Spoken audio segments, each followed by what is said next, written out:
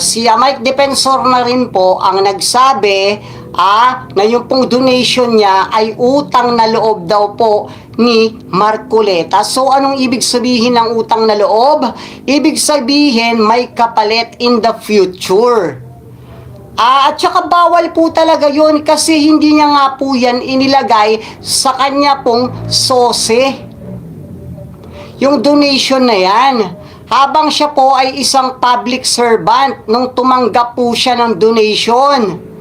Ang hirap po kasing paliwanagan po ng mga sarado na po yung utak. Mahirap na pong magpaliwanag sa mga sarado na ang utak. Sino ang nag-middleman? Si Mike Defensor. That time, Blue Ribbon Committee Chair, itong si Marcoleta. Okay. Wala nang question kay Marcoleta. No questions asked. Biglaan po yan. Biglang lumabas si Orly Gutesa. Kasi sabi ni Mike Defensor, paano makakahindi si Marcoleta? Ibinigyan siya ni Mike Defensor ng 30 million. Diba? Malinaw po yan. Sa mga kapatid nating INC, sa mga nakikinig sa ating INC, huwag kayong magpabulag sa mga sinasabi sa inyo. Yes, pakalive po. Ito po ang totoo. Si Marcoleta, totoong tumanggap ng pera. May dokumento po yan. May tax records. Binayaran po yung tax na tumanggap siya ng donasyon. At malinaw na malinaw din naman, nasa presidential decree, bawal po siyang tumanggap. Okay. Yun po yung issue. Huwag kayong maniwala sa mga sabi-sabi, sa mga bulong-bulong. Kasi baka nabibiktima kayo ng fake news. Diba? Tira mo, ano nangyari ngayon dyan sa rally? Inikot ko yung White Plains Coffee, nakamotor ako, inikot ko yan, no? Ang dami pong naperwisyong negosyo. Tama. Doon niya lang sa ambulance na hindi makadaan ng maayos may dalang pasyente. Doon lang sa trabahador na hindi makakapasok. Perwisyo na po sa kanya yan. May mga interviews ako nakita sa PTV4. Yung truck driver, delivery yun ha. Ang tagal nilang naipit sa traffic, kung yellow yung dinideliver niyan, tunaw na.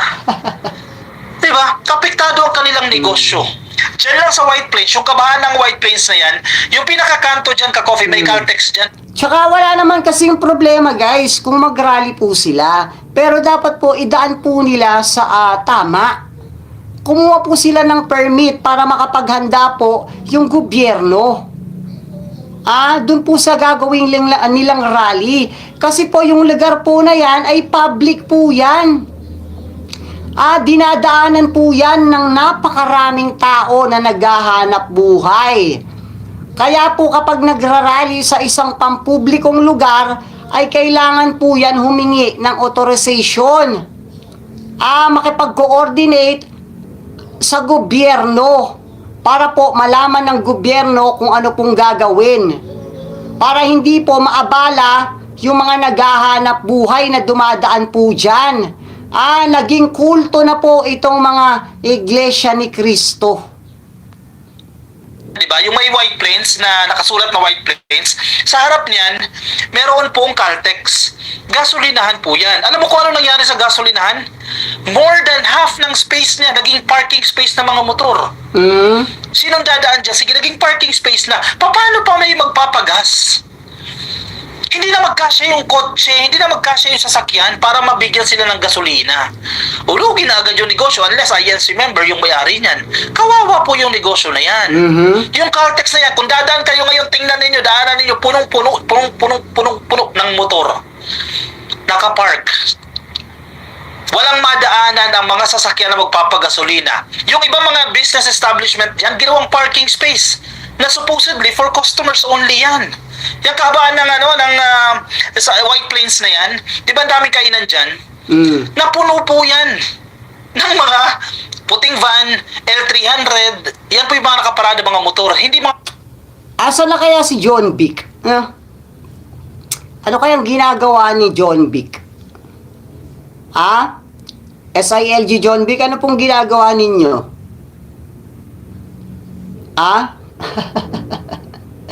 Diba guys, wala po tayong nakikitang John Vic Remulla diyan po sa kaguluhan na nagaganap po sa EDSA na hindi po permitted yung kanilang rally. Dapat po umaaksyon po dyan yung SILG na si John Vic Remulla. Hindi naman po kasi pwedeng pagbabarilin na lang po yan eh. Hindi po ganun eh. Wala pong ganun. Wala na po tayo sa sitwasyon ng mga Duterte noon. Pero pag gusto may paraan. Tawagin nyo yung malabanan. Bombahin nyo yung mga nagrarally na yan dyan. Bombahin nyo ng malabanan. Alam nyo yung malabanan? Sigurado magpupulasan yung mga yan. Wala si John Vic eh. Hindi po natin maramdaman eh. Yung aura. Grabe no. Ay nako. Customer ng mga restaurant. Siguro yung iba bumibili.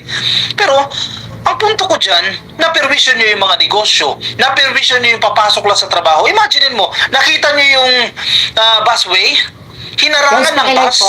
Actually, na-arresto yung lalaki na yan, na nagharang. Paano makakadaan? Yung mga galing ng Makati, papunta ng Cubao, papunta ng Caloocan area. Paano sila makakadaan? Hinarangan nyo yung busway.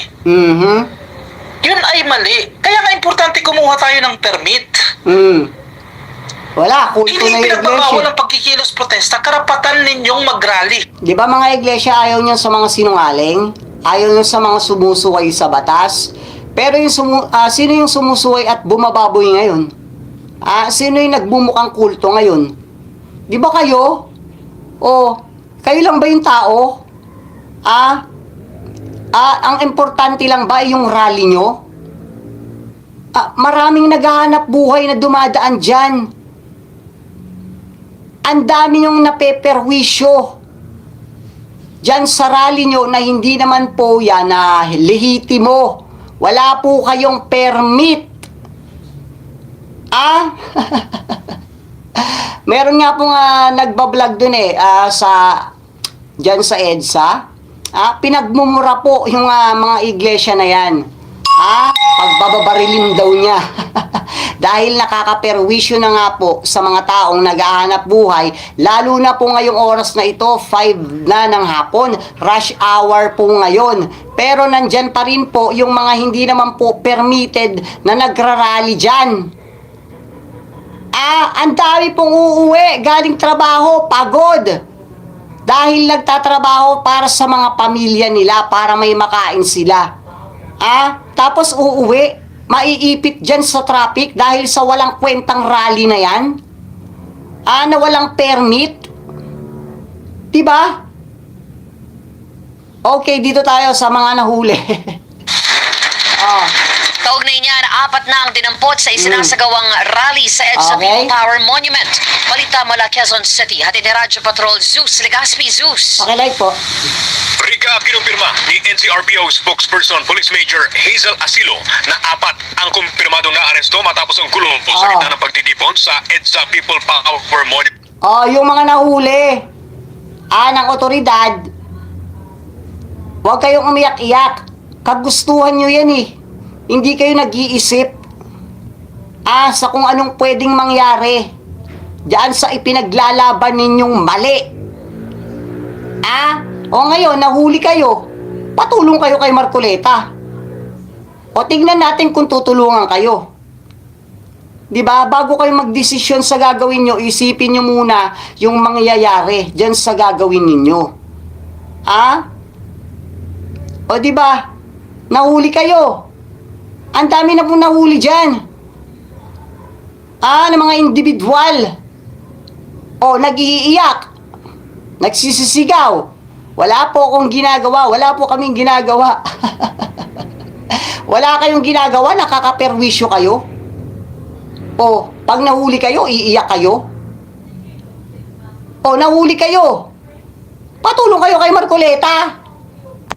Kanina, kabilang sa naaresto ang driver ng bus na umabante para harangan ng EDSA.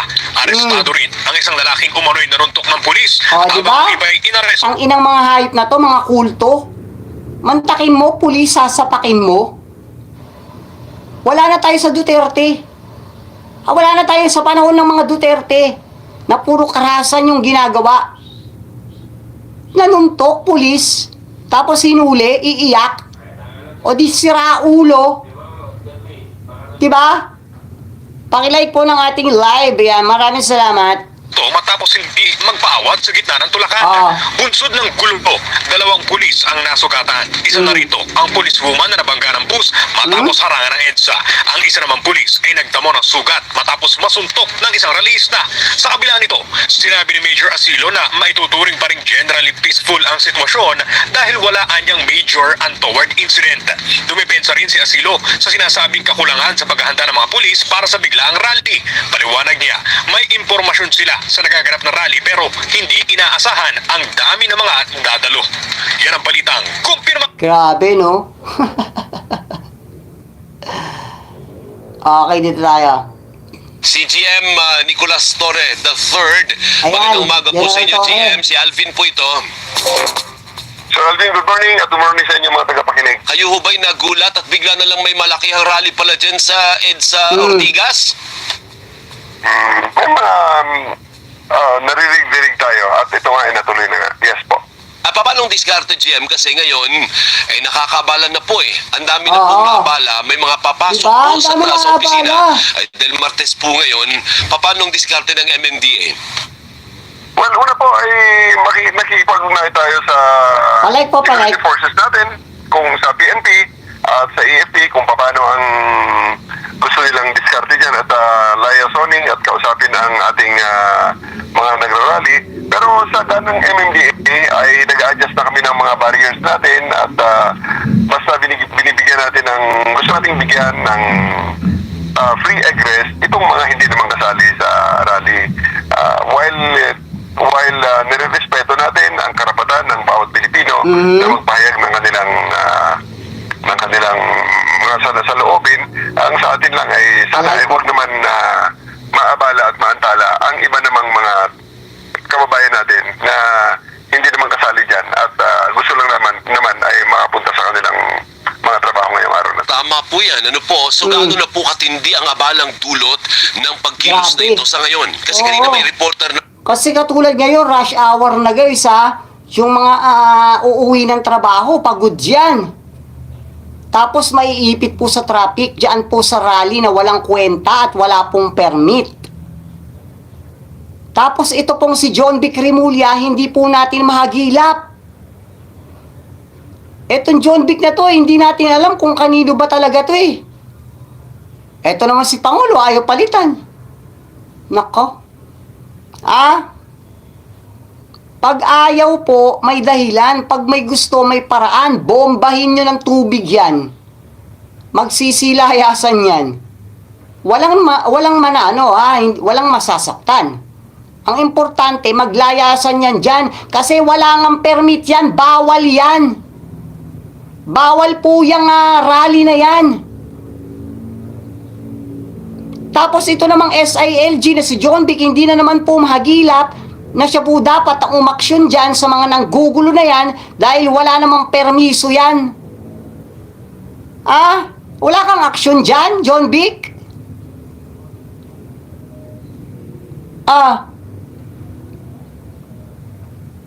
Paano yung mga uuwi ng trabaho niyan? Rush hour na. Until now, wala pa rin kayong ginagawang paraan para mapalayas yung mga tarantado na yan. Bakit tarantado? Wala namang permiso yan eh. Bawal yung rally na yan. Ang dami nilang naabala, ang dami nilang mapeperwisyo. na po kami dyan, tumukod na po eh. Ngayon, habang nag-usap tayo, 10 minutes before 7 in the morning, Balay ko. gaano katinding abala na po ang idinulot niyan? Medyo mabigat-bigat na po at medyo mahaba-haba na ang traffic at abot na sa iba-iba pang mga areas ng Metro Manila. Kaya gagawa natin ng paraan at dalawang bagay yan, pag-usap at pagkatapos physical na mga tulong dito sa mga barriers natin dito sa EDSA. So dapat po, ang ideally, wala dapat paano bang, bakit ba siya nabarahan dahil sa tao o nabarahan dahil pinarkingan nila yung gilid ng EDSA, Jill? Mga van kasi ang gamit-gamit nila eh. So, iniwan nila doon kanina sa EDSA sa harap ng Corinthians Gate. At doon nagsimula ang pagbagal. Sa ngayon, nung magbagal na, ang mga tao naman ay naglakad na sa kalsada. Kaya lalong bumagal. Kaya yun na, kailangan nating maayos. Palay ko, palay. Maalis muna yung mga illegal parking sa EDSA dahil hindi naman talaga pwedeng barahan natin yan kaya na ng nasa puder na ng MMDA GM, ano? So tatatanggalin po, yan ang diskarte, tatanggalin yung mga nakahambalang na mga o kahit nakapark na mga sasakyan, kahit maayos pa yung parking mo, hindi pwede dapat nagpa-park sa EDSA. Wala po talaga sa EDSA. This is will be in coordination with the other government agencies, ano. Tingnan natin kung ano ang, kasi may mga direct talagang naatasan dyan na maglayas sa kanila. Ang liaisoning dyan is nasa ibang agencies kasi. So, kung ano man ang magiging desisyon, kung tatanggalin, andyan ang equipment sa amin, andyan ang manpower, pwede namin kagad na-execute dyan. Opo. So sa ngayon, GM, nasang stage po tayo, nasa pakikipag-usap pa muna tayo. Sabay-sabay naman po yan. Ngayon, nagsisimula na tayo magtotowing dahil pinaposisyon na lang natin ang ating mga sasakyan para nasa posisyon tayo para magtowing. So sinimulan na po yung towing. Akala ko kasi usap muna, kusan yung tanggalin yung mga sasakyan nyo. So wala na, tapos na tayo doon. Towing activity na, sinimulan na yung pagtutow ng mga sasakyan. Guys, pakilight po. Sabay-sabay na po yan kasi priority talaga ngayon dapat ma-open dahil marami yung pupunta ng kanilang mga trabaho tapos nauulanan pa sila. May mga ulan pa dyan ngayon na nangyayari. So medyo kailangan na talagang priority muna yung publiko. Saka natin pag-usapan kung ano talaga ang gusto ng mga nagrarally para lahat mapagbigyan naman. Pero yung magrally, magpahayag, okay po yan. Pero may mga gusto namang magtrabaho at pumasok sa opisina. Dapat sila makapasok at makapagtrabaho rin. Ano po bang patakaran, General? Dapat may permiso muna mula sa LGU o sa MMDA bago ka makapag-rally sa area na yan ng EDSA, ano yung EDSA White Plains? Ano bang street yun? Yung papuntang White Plains? Talaga pong kailangan yan. BP 880 po yan sa Assembly Act ng Public Assembly yan So, kailangan ko. At saka napaka na yun, tawag dito, Alvin. Pag ikaw nag-rally sa public, obligado kumuha ka ng permit dahil public nga yan maraming dumadaan dyan. Marami kang pwedeng maapektuhan. Kaya kailangan mo ng permit. Pwede naman silang mag-rally doon sa mga private place. Yung hindi po sila makakaabala sa usad ng trapiko, sa mga taong mag-uuwian. Pero yan po nga EDSA na yan, sa lokasyon ng pinagraralihan nila, yan po ay public place. So, kailangan po dyan ng permit. At pag nagrally po kayo dyan nang wala po kayong hawak na permit at hindi po kayo pinayagan, ibig sabihin illegal po yan, bawal po yan. Hindi naman po yan pwedeng puwersahin. Pero kung gusto po, may paraan. Tawagin nyo yung malabanan. Yung puno ng mga tae. Bombahin nyo yan. Sigurado magpupulasan yung mga yan. Perwisyo sila perwisyuhin nyo na din. Diba? Diyan ng BP 880. Ngayon naman, maintindihan natin kung basta ang gusto ng mga kababayan natin na sila ay magrarally, nire-respeto natin yan. Gawin lang sa loob ng within the bounds of the law. Kasi last weekend, meron din namang nangyari na rally. Hindi naman nagkaganyan. Pero yun naman, well-coordinated yun. Yes po. So, ganun din naman, lahat naman, we are a nation of laws. Hindi tayo maggagalaw ng wala sa batas. So, ito ay nasa batas. May mga batas na dapat susundin. Sana mag-comply ang lahat. GM, nabanggit mo kanina na may intel na ganyan. Ano po? Paano ba ang objective at na nakarating sa inyong intel report? Ano raw ang gagawin? Buti pa itong si MMDA, yung dating general, si dating General Torre. Meron po silang intel na magrarally yan. Si John Vic. Si John Vic, imposibleng walang intel yan. Anong ginagawa niya? Ay nako, John Vic, ewan ko ba sa'yo? Mahiya ka sa kapatid mo. Nasaan ka ba? Papapreskong ka na naman. Papa Pogi. Ayusin mo to. Marami nang nasaktan ng mga kapulisan dyan. Pero wala kang aksyon. Gumawa ka ng paraan. Para mapalayas yung mga yan dahil wala pong permiso yan. Hindi po permitted yung kanilang rally. Ng ganitong grupo kasi kamo may inkling na kayo at nangyari nga po today. Anong pakay? Palagay ko po yung intel na yan. I'm not in the position to tell it. Pasensya ka lang sa Alvin ha. Hindi, sige lang, okay lang. Grabe iba to si tayo, ano, dapat no? tumakot. Grabe to si John Vic, no? Sala sa init, sala sa lamig. Dapat po siya yung uma-action dyan eh. Diba? Pero hindi po siya mahagila po. Wala po siyang aksyon na ginagawa. Hindi niya po mapaalis yan kahit alam niya pong bawal yung rally na yan. Dapat kanina pa yan eh. O ngayon rush hour na. Marami nang nag-uuwian na pagod galing sa trabaho. Ang maiipit po sa rally na yan, maaapektuhan, mapeperwisyo. At shout out po sa ating mga live viewers, Parang hindi po ata nakasettings yung ating comment section. Pasensya na po, Okay, hindi ko na po kasi mababago to eh. Tuloy. Na magsalita regarding that matter kasi hindi ko Ano naman po? sigurado kung tama ang narinig ko o hindi. Nagkataon lang na ito na, may nangyari nga. So, paki-direct na lang sa tamang agency ang mga tanong mo regarding that matter. I understand, General, naintindihan po kita, ano po. So, as far as the MMDA is concerned ngayon, paano po yan? Nandiyan na sila, parami na GM. Anong gagawin ng MMDA? Opo, yun po. Kung ano po ang support na kailangan ng ating ibang agencies, andyan ang equipment sa amin, andyan ang tow truck, andyan ang tao, andyan ang mga codes, para Kunin nyo yung malabanan. Bombahin nyo ng mga tayan. Tingnan ko kung hindi magpulasan yung mga yan. Perwisyo di perwisyuin nyo din. Diba? At least importante, walang nasaktan. Diba? proteksyonan din ang mga nag-rally from the hazards of the road at pagkatapos ang ating mga gusto namang pumasok at gusto magtrabaho ay makapasok naman at makapagtrabaho sa kanilang mga Okay, dito tayo, next topic tayo Okay, Llamas, batas sa plunder, malinaw. Okay. Guys, Libo-libong pakilike po, miyembro nga pakilike. ng Iglesia ni Cristo ang humarang at nagprotesta sa EDSA. Pero ano nga bang dahilan nila? Ayon sa INC or kay INC spokesperson Edwil Zabala, tinututulan nila ang umano'y pagbaluktot ng batas. Sa gitna ito ng planong pagsasampa ng kasong plunder ng Office of the Ombudsman sa INC member na si Senator Rodante Marcoleta.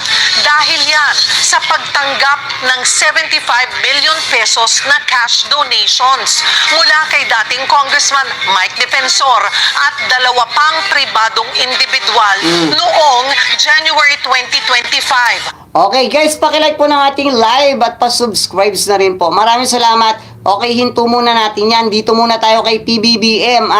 Kinansila niya po yung mga lakad niya. Dahil po dyan sa mga rally ng Iglesia ni Cristo na yan. Nel, ilang event ng Pangulo ang kinansila ngayong araw at meron na bang pahayag ang palasyo sa nangyayaring tensyon sa bahagi ng White Place kung saan nagaganap ang protesta?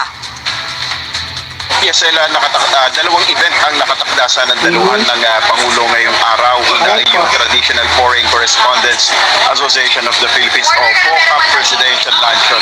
At yun sa inauguration ng Marine Cleanup Vessel for the Enhancement of Marine Litter Management o EMLM sa Manila Bay Project. Nakatutok sa sitwasyon si Pangulong Ferdinand Marcos Jr. ngayong araw, particular. Tandaan nyo yung mga nagrarally dyan, napapanood at pinag-aaralan kayo ng Pangulo. Once na sumobra kayo at hindi na kayo maawat, may possibility na kayo ang tumulak para isagawa ulit yung people power. Or yung martial law. Correction po, martial law Kayo ang magtutulak sa ating Pangulo. Kapag nakita niya na sobrang dami pong maaapektuhan na nagtatrabaho lang na mamamayang Pilipino, kayo INC ang magtutulak sa Pangulo para isagawa yung martial law.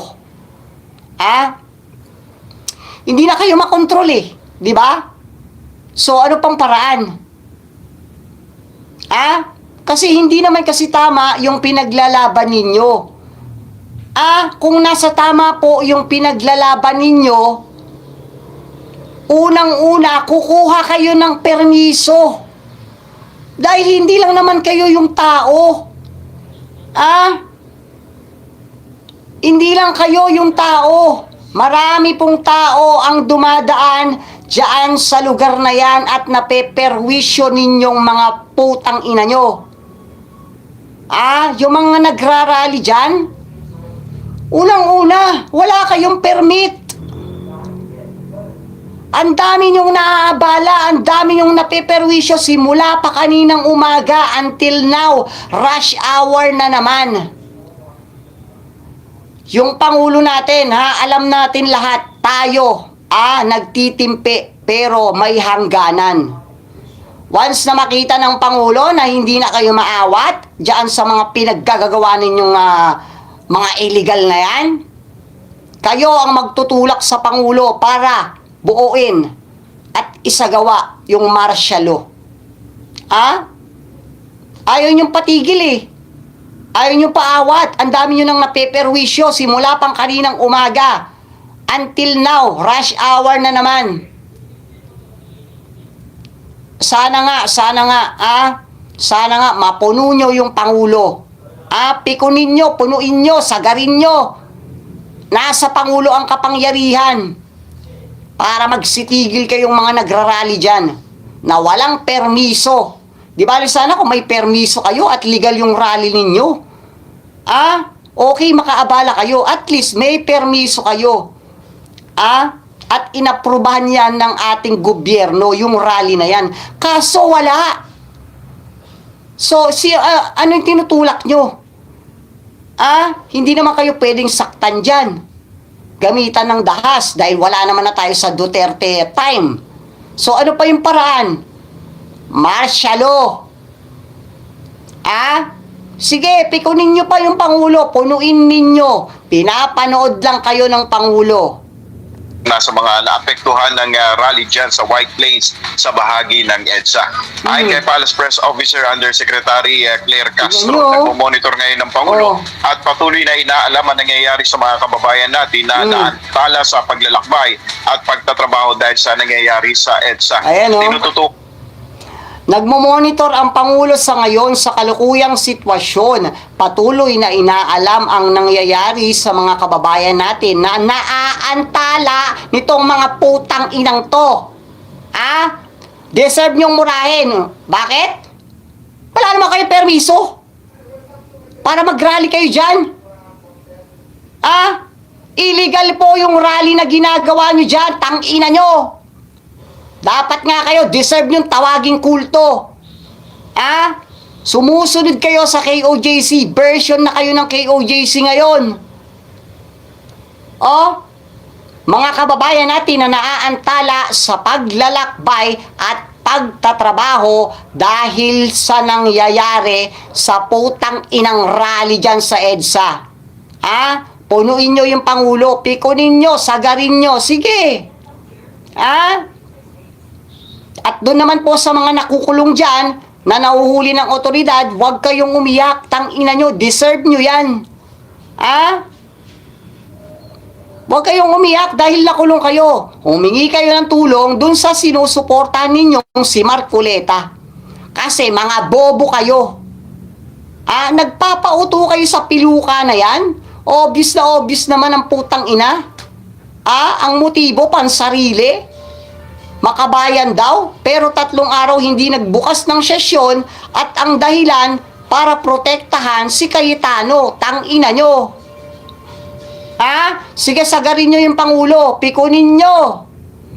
Pag nakita ng Pangulo na wala ng ibang paraan para magsitigil kayong mga putang ina nyong nagrarally dyan, isa na lang ang paraan na magagawa ng Pangulo dyan. Martial law. pati Oo. ni PBBM, ang kapakanan ng mga naiipit sa gitna ng EDSA, pati na rin ang pagsasagawa ng mga pulis sa kanilang mandato na magbigay proteksyon at seguridad sa mga inosente nating mga kababayan. Kanina, inanunsyo ng Malacanang ang pagkansela nga dito sa dalawang events ng Pangulo sa labas ng palasyo para matutukan nga yung nangyayari dito sa bahagi ng EDSA. Pero may mga events pa rin ang Pangulo sa loob ng palasyo na matutuloy mamayang hapon. Ella. Alright, maraming Okay, next topic tayo. Dito tayo sa PNP. Ito yung general na pumalit kay General Torre eh. O, ano kang ginagawa nitong general na to? Leia, ilang tauhan ng PNP ang nakadeploy sa ngayon at ano pa ang contingency plans nila sakaling dumami pa ang tao dyan sa EDSA? Magandang tanghali sa iyo, John. Guys, Sa ngayon palay. ay nasa 6,000 mga pulis ang i-deploy ng pambansang pulisya dyan sa mga lugar na Diba? Diba tignan nyo guys, yung mga bus na hinarang nila, illegal po yan wala po yung permiso, wala pong permit yan. Ang dami po nilang naabalat na perwisyo ng mga naghahanap buhay na dumadaan po dyan, mga emergency, may ambulansya pa po dyan kanina na hindi po nakadaan. Okay lang po sana yung rally nila yan kung meron po silang permit, kaso wala. Di illegal po yan. At ano po yung ginagawa ng mga pulis dyan, yung mga namumuno like SILG at yung general dyan, na pinalitan si Torre. Until now, wala pa tayong makitang nagagawa. Ang dami nang naabalat na antala. Dyan po sa rally na yan, na illegal. Umaga, rush hour. Hanggang hapon ngayon, rush hour na naman. Andyan pa rin yung mga putang inang yan. Deserve nyong murahin. INC. Unang-una, kilala kayo bilang matapat, bilang sumusunod sa batas, pero ano yan? Yung rally nyo, wala kayong permiso, illegal yan. So deserve nyong murahin, putang ina nyo. ng protesta ng isang religious group. Nagtaas na rin na June ng alerto ang Philippine National Police. Ito yung kasunod nga na isinagawang emergency rally ng isang religious group. Sarap ng buhay. Ng isang Ay, nako. religious group. Nagtaas na rin John Dick. na June ng alerto ang Philippine National Police. Ito yung kasunod Di ba? Ayun yung general, yung pumalit kay Torre. Ayan yung pumalit kay Torre. Di ba? Until now, nag-iisip pa po ng paraan kung paano po palalayasin yung mga illegal na nagrarally dyan. Ang daming paraan, pag may gusto, may paraan. Pag ayaw, may dahilan. Sige, hindi pwede. Bawal yung karasan. Sige, aminado tayo doon. Kasi wala na tayo sa Duterte time eh. Maraming paraan. Bombay nyo ng tubig yung mga yan. Bombay nyo ng malabanan, yung may lamang tae. Bombay nyo mga yan. Magsisialisan yan. Walang masasaktan doon. Diba? Hindi nyo na nga yan mapaalis eh. Hindi nyo na makontrol. So, gumawa kayo, umisip kayo ng paraan kung paano nyo po mapapaalis yung mga yan dahil illegal po yan. Walang permiso. Wala kayong magagawa pag mga ganyang situation? Hindi na kayo dapat nakaupo dyan. Mahiya kayo kaya, ikaw SILG, John Vic, mahiya ka sa kapatid mo.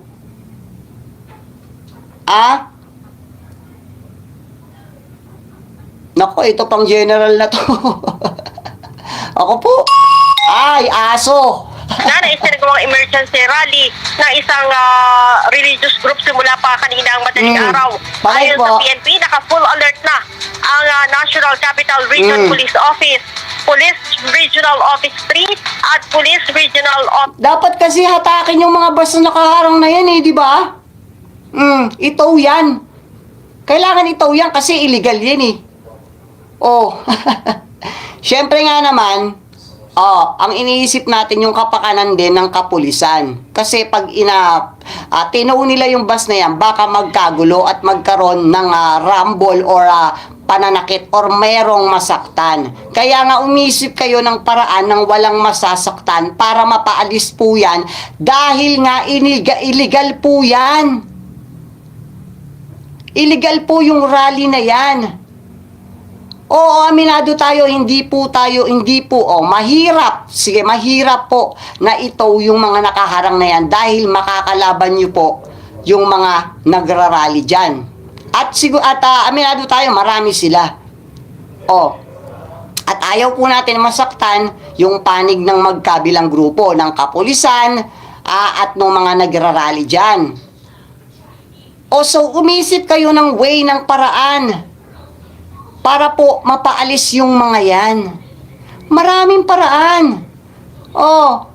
Gayahin nyo yung China.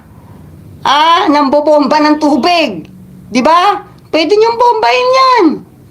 Di ba? Kung hindi makuha sa bomba ng tubig, tawagin nyo yung malabanan. Kunin nyo yung lahat ng tangki nila na may tae. Bombahin nyo yan ng malabanan. Sigurado, takbuhan yan.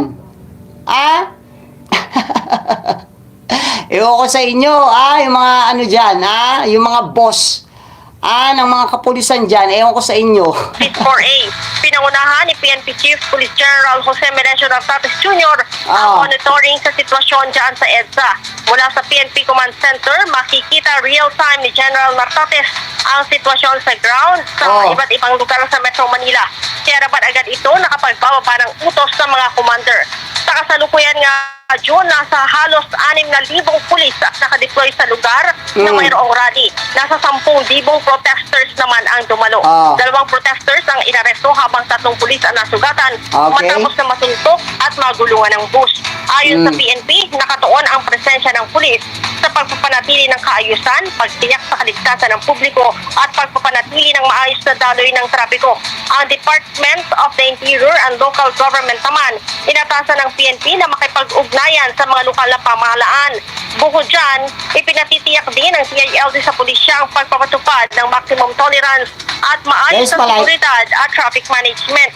Nanawagan din ang DILG sa mga nakiisa sa protesta na isagawa ng maayos at naaayon sa batas ang pagpapahayag ng kanilang saloobin. Samantala, June, ang Quezon City Police tinawagan din ang DILG sa mga nakpamahalaan. Bukod dyan, ipinatitiyak din ng DILG sa pulisya ang pagpapatupad ng maximum tolerance at maayos na seguridad at traffic management. Nanawagan din ang DILG sa mga nakiisa sa protesta na isagawa ng maayos at naaayon sa batas ang pagpapahayag ng kanilang. Ano ba yan? Umpisa pa lang wala na silang permiso. Ay nako, mga PN, Samantala, June, ang Quezon City Police District ay nakabantay din sa sitwasyon. 3:00 pa lamang ng umaga, nasa area na ang mga tauhan ng QCPD at nakipag-ugnayan na rin sa iba pang ahensya upang matiyak ang kaayusan at kaligtasan ng sitwasyon. June? Leia, kung inaasahan nilang maaring dumami pa yung pupunta dyan, meron pa ba silang mga lugar na binabantayan sa ngayon bukod dyan sa EDSA White Plains? June, kasama din sa babantayan ng Philippine National Police ay ang Menjola malapit dyan sa Palasyo ng Malacanang, dyan sa may Ayala Bridge, sa may Luneta, Grandstand at iba pang lugar dyan sa Metro Manila, kasama rin ang liwas ng Bonifacio. June. Maraming salamat, Leia. Okay, balik tayo dito kay Liamas. Guys, pakilike po ng ating live at pa-subscribe sa rin po. Ay, mega love shoutout po sa ating po mga live viewers dyan. Maraming salamat. Libo-libong miyembro nga ng Iglesia ni Cristo ang humarang at nagprotesta sa EDSA. Pero ano nga bang dahilan nila?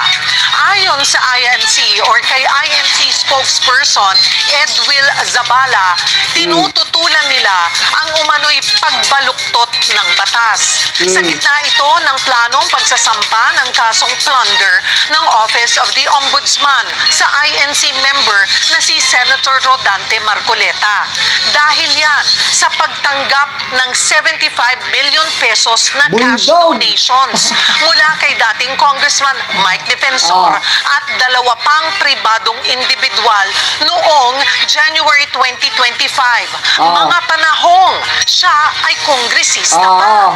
Una nang inamin ni Marcoleta sa programa niyang Saganang Mamamayan sa Net 25 na hindi niya ito idineklara sa kanyang statement of Oh guys, ganun kasi hindi niya po idineklara or hindi niya po inilagay sa kanyang sose yun pong nakuha niyang donasyon mula po sa tatlong individual doon po kay Mike Defensor. Worth 75 million po yun. Wala pong problema kung tumanggap po siya ng donation. Ang importante po, ilagay niya po yun sa kanyang sose. Pero yung sose niya po ay zero. Wala pong nakalagay. Bakit? Tinanong siya. Dahil ayaw lang daw po ipalagay ng nag-donate sa kanya. Hindi po pwede yun. Alam niya po yun, kaya nga nag-announce siya na pwede na po siyang mahuli. Kasi nga po nadulas siya. Sa kanya pong mismong bibig, sa kanya pong mismong bunganga, lumabas po yung ebidensya na nakuha po mismo ng ombudsman at yun po ang ginamit na ebidensya, malaking ebidensya laban kay Marcoleta. Kaya po siya nakasuhan ng plunder. Ito naman pong mga tanga na ito, mga uto-uto, porkit plunder narinig, ibig sabihin, nagnakaw sa kaban ng bayan. Hindi! Hindi ganon. Maraming muka yung kaso ng plunder.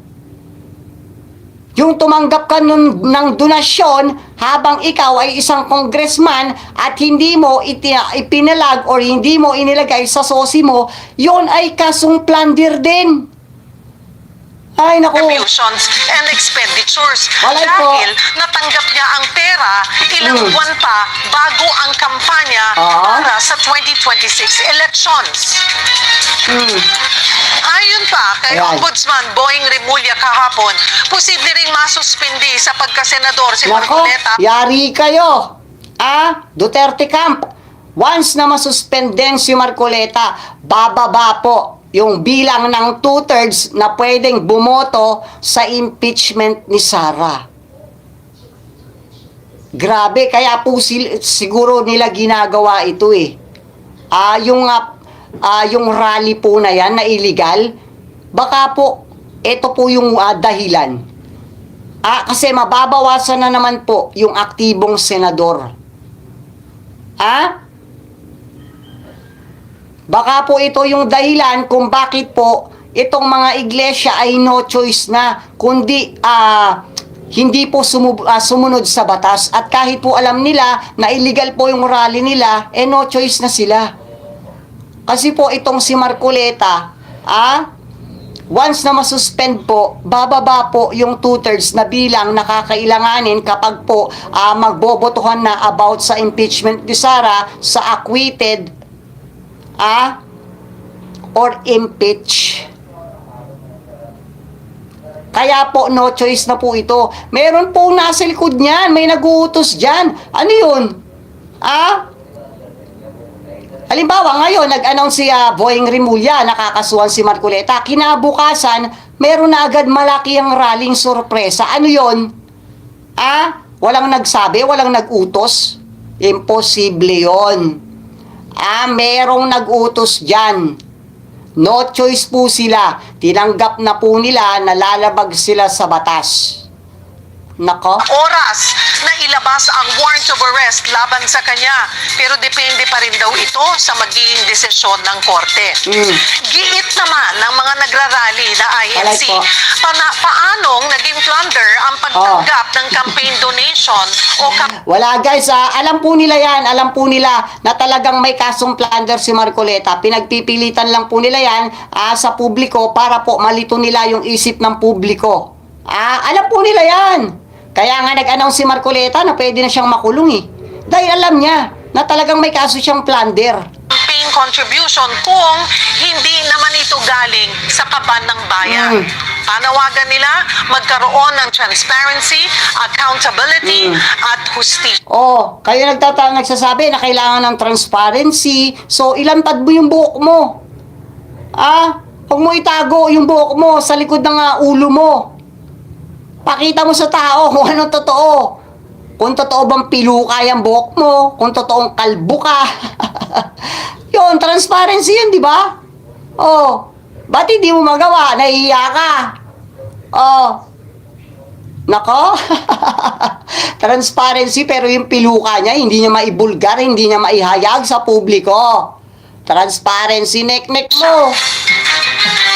Kaugnay ng Palay mga po. pangyayari sa EDSA ngayong araw, magkakasama natin ang ating resident political pundit na si Ronald Llamas. Sir Ronald, Ayan, doon sa mga nagpupumilit na bakit daw po makakasuhan si Marcoleta ng plunder, wala naman daw pong ninakaw sa kaban ng bayan. Ito, makinig po kayo sa paliwanag, itong si Llamas, tungkol po dito. Kasi nakakapagod na po mga magpaliwanag doon po sa mga sarado yung utak. Magandang tanghali, Cheryl. Okay. magandang tanghali po, nabulaga ang marami dito sa grabing traffic na dinulot, pagsisikip ng mga lansangan sa EDSA na dinulot nitong protesta po ng INC members. Pero paano nagawa ng Iglesia ni Cristo na magsagawa nitong surprise rally? Isa lang, inutusan ni Manalo. Or even, inutusan ng Duterte or ni Marcoleta. Imposible naman, kaka-announce lang ngayon, kinabukasan nakapag-rally na. May nag-utos dyan. Well, una, hindi naman siya ganun ka-totally unexpected. Dahil for several weeks, sinabi naman ni Ombudsman Boying Remulla na malamang ay kasuhan nila si Senator Marcoleta at yung ebidensya ay galing mismo sa kanyang bibig. Inamin niya na siya ay tumanggap ng ganito 75 million pesos. hanggang siya ay isang public official. Indirect bribery yan at dahil mahigit 50 million, yan ay plunder. Kahit hindi yan galing sa kaban ng gobyerno. Malinaw yung batayan. Tapos na itong nakaraang linggo, sinabi rin niya na malamang ay makasuhan na talaga ng definite si Marcoleta. At kahapon nga, sinabi nila na tuloy na ito. At mangyayari ito within the week. Kaya ito ay partly preemptive, partly ay protest dahil ang sinasabi, sinisingle out daw si Marcoleta, no? Actually, yung ginagamit niya ng argument ay yung whataboutism. Paano naman yung iba? Paano naman yung iba na may mga plunder din na cases din, no? Of course, dapat dahil alam mo naman, Cheryl, kalahati nitong labanan ay optics. Kailangan ay yung mga iba makasuhan din ASAP. No, dahil ni isang kongresista wala ka naman nakakasuhan. Tapos may yung 15 big contractors na sinabi ni President Bongbong Marcos ay parang isa pa lamang naman yung nakakasuhan. Actually, kalahati ng isa, yung isang diskaya. So, mahalaga na makasuhan din yung iba. Pero hindi pwede yung whataboutism. Guys, update ko lang kayo si Bonoan po ay gagawin na pong state witness. Ibig sabihin po, ikakanta niya na po lahat po ng sangkot.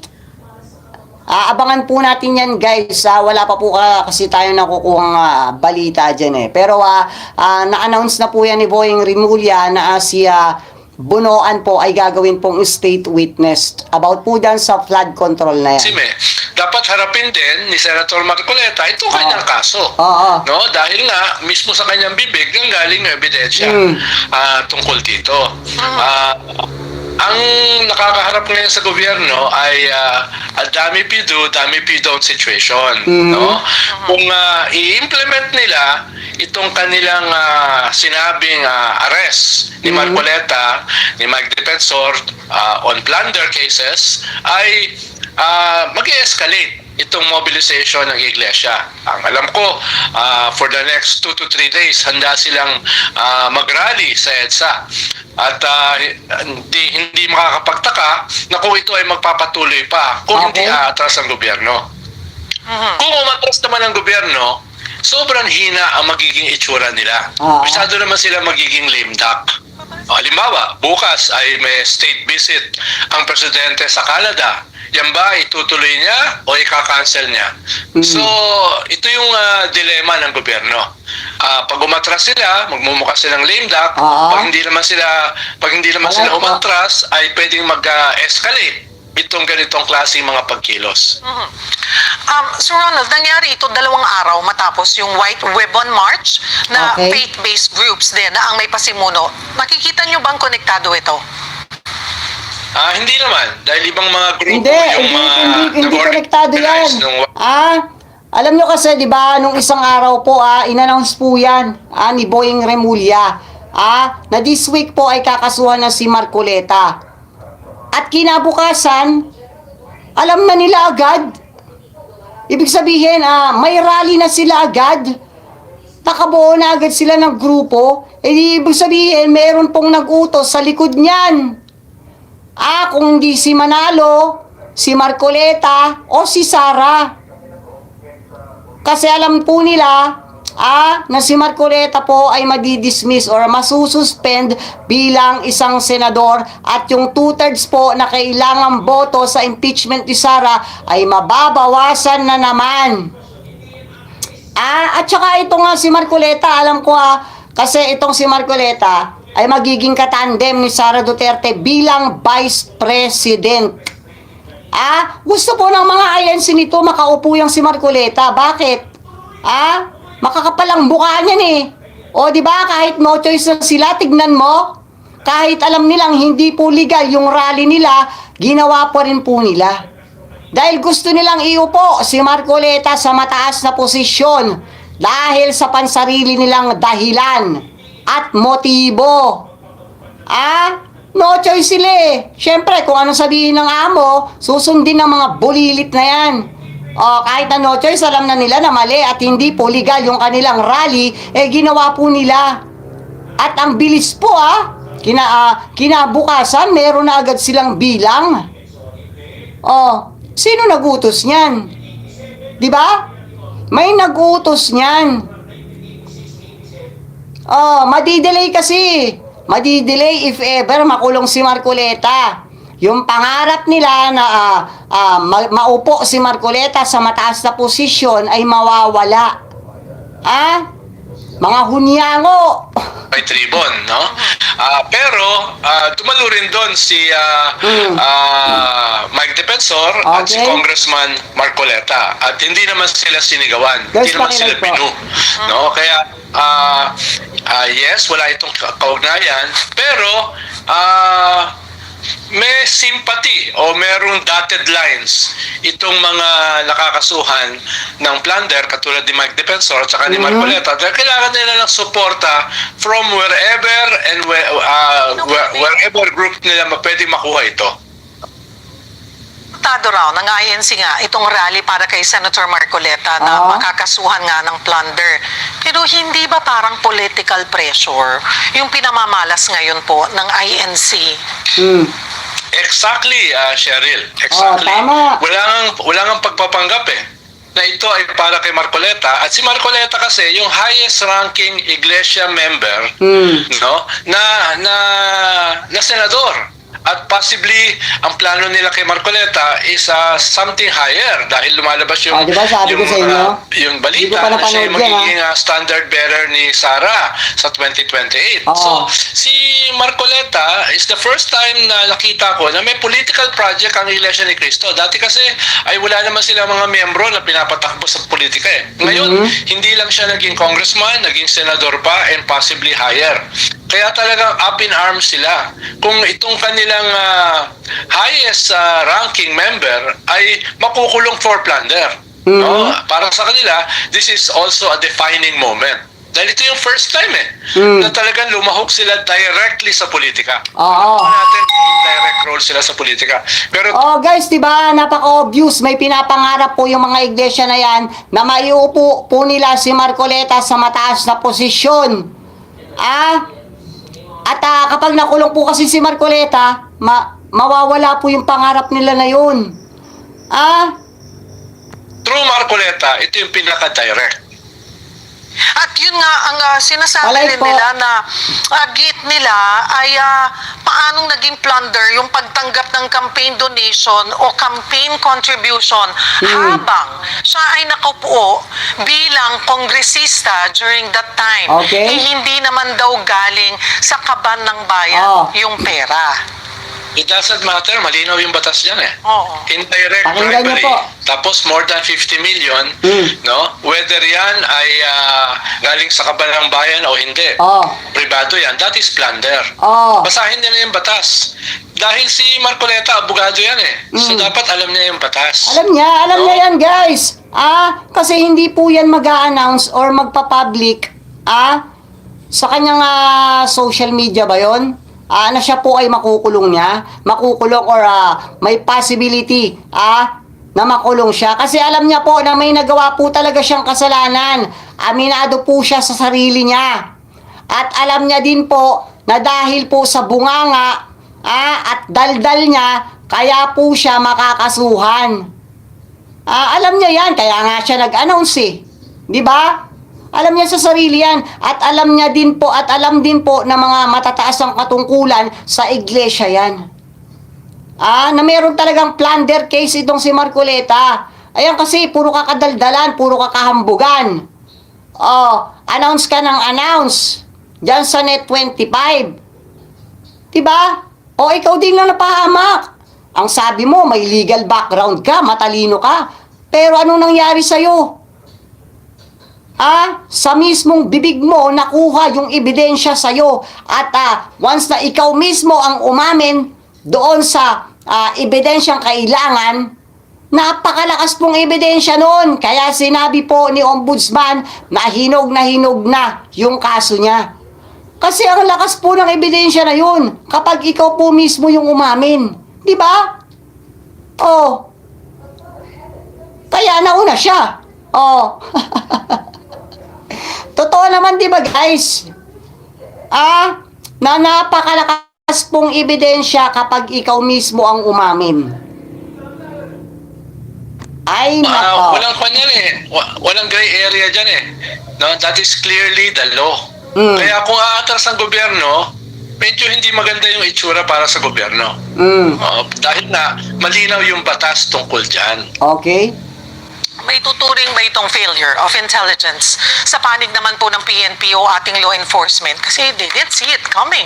Lahat tayo nabulagta at maraming na-permission. John Vic at saka yung pumalit kay General Torre. Failure nyo yan. Wala kayong magawa, Kahit alam nyong illegal yung rally na yan, Di ba? Sige, nandun na tayo. Hindi pwedeng manakit. Alam natin yon, pero maraming paraan para matanggal yung mga yan dyan na nagrarally at nakakaabala po sa traffic. Sa mga naghahanap buhay, sa may mga emergency, nakakaabala yan. Maraming paraan para mapalayas yan dyan. Kahit hindi, alam po natin bawal yung karasan, pero maraming way, maraming paraan. Mag-isip po. Sabi ko nga, anuhin nyo po yan, bombahin nyo ng tubig. Pag hindi nakuha sa bomba ng tubig, kunin nyo yung tangke ng mga malabanan, yung may mga tae. Bombahin nyo lang may mga tae. Walang masasaktan dyan. Pero tignan ko lang kung hindi magpulasan yan. Pag nagpaulan kayo ng malabanan dyan. Pero walang nasaktan, di ba? Natanggal nyo pa yung mga tarantado na yan na illegal na nagrarally dyan. Ay nako, kasi pinalitan pa si General Torre kung si General Torre yung nandyan, kanina pang umaga mga wala yan dyan. Yes, pero wala naman sila masyadong magagawa dyan dahil freedom of expression yan. Pero at the same time, wala yung Freedom of expression? Wag mo nang sabihin freedom of expression. Nandun na tayo.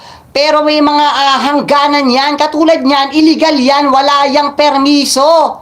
So, kailangan yang buwagin. Ikaw naman, Liamas, freedom of expression, pero may hangganan po. At may mga lugar na dapat pagganapan yan. Diba? Wala nga pong permiso yan eh. So, dapat buwagin yan. Doon po nila dalhin yung kanilang freedom of expression sa hindi po makakaabala sa mga tao. Libo-libo po ang dumadaan dyan sa EDSA na yan. At lahat po ng libo-libo na yan ay naabala po ng walang kwentang rally na yan. Pero, Okay po. siguro mas lenient yung gobyerno dahil isang religious group yan. Pero usually, pag ibang mga grupo ang magrarally without permit, nadidisperse ka agad yan, di ba, diba? Cheryl? So siguro dahil ito isang significant religious group, ay pinabayaan nila. Pero duda ako kung hindi nila alam. Dahil nga alam naman ng kapulisan, maraming mga miyembro ng iglesia diyan, Okay. alam din ng gobyerno na ikukulong si Marcoleta o kakasuhan, kaya they're not entirely surprised sa pangyayari.